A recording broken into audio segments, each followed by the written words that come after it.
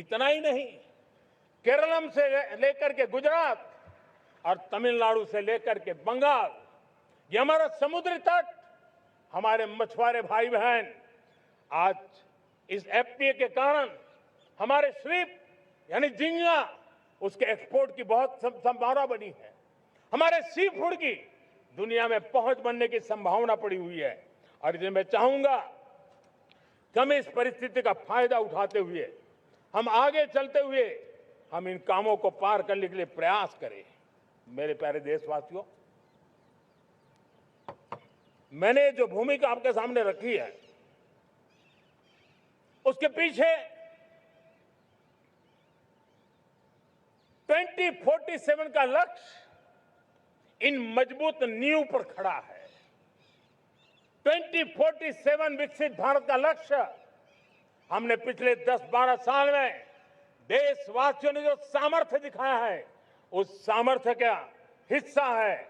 और इसलिए मेरे प्यारे भाइयों बहनों, सदी का 1/4 हिस्सा बीत चुका है और अगला 1/4 हमारे लिए अत्यंत महत्वपूर्ण है। अब हम रुक नहीं सकते हैं, हमारी गति नहीं रुक सकती है, हमारी दिशा तय हो चुकी है, हमें प्राप्त करके रहना है। और इसके लिए हमें अपना वर्क कल्चर बदलना होगा। हमारे वर्क कल्चर को बदलते हुए हमें हमारी सोच को भी बदलना होगा, हमें हमारे काम की गति को भी बदलना होगा। जो काम पिछले 5-7 दशक में नहीं हुए हैं, वो काम हमें आने वाले 5-7 साल में करने हैं।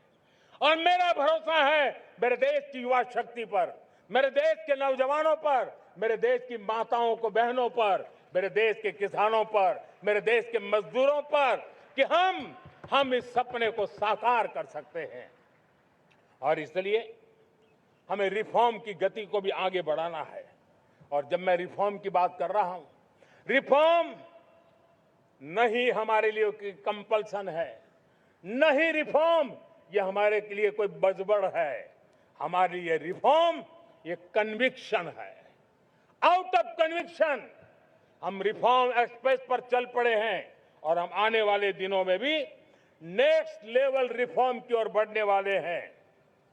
और इसलिए सरकार, समाज, उद्योग, उत्पादक, किसान, हर किसी ने अपनी ट्रेडिशनल व्यवस्थाओं में रिफॉर्म करना पड़ेगा, सोच में रिफॉर्म करना होगा। अपने